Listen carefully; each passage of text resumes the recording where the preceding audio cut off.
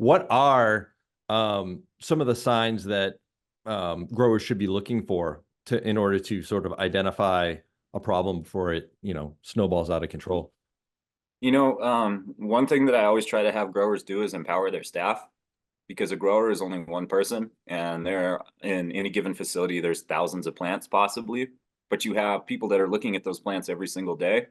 Empower your staff to come to you. They don't need to be an expert necessarily, but they know when something's not right. If that plant looks different than it did yesterday, have them come tell you, and then you can figure it out. It's one of those things that if you don't allow your staff, like, I don't want you to have your staff think that they're making a mistake. You know what I'm saying? Like, a lot of times people will not go and tell the head grower that something's amiss because they don't want it to come back on them, like, oh, well, then you did this type of thing.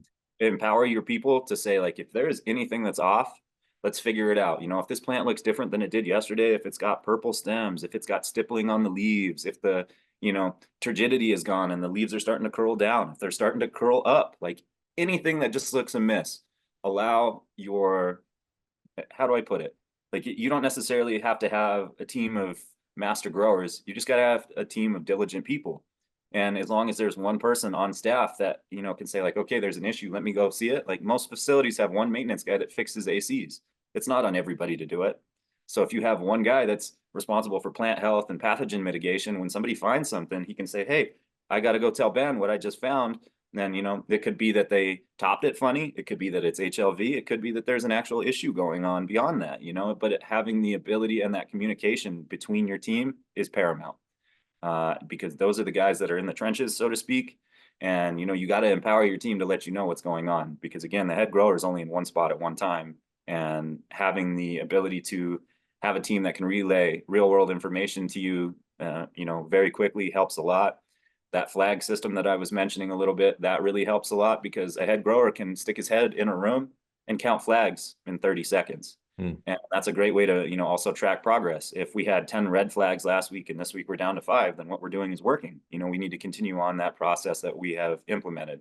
If we are at 15 red flags this week and last week we only had 10, then we need to switch it up because it's getting worse. And so communication is, I think, the most important part of integrated pest management to me.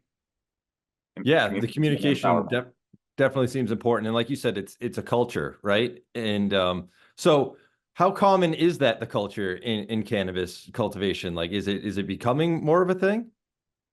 I see more and more operations becoming more and more regimented in terms of how they do things. And whether it's state regulations that have kind of facilitated that change, or people just realizing that they have to run leaner because the market isn't what it was.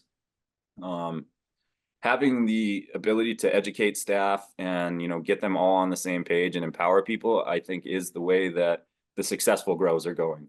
If you punish your employees for trying to do their best, they're not going to want to work for you.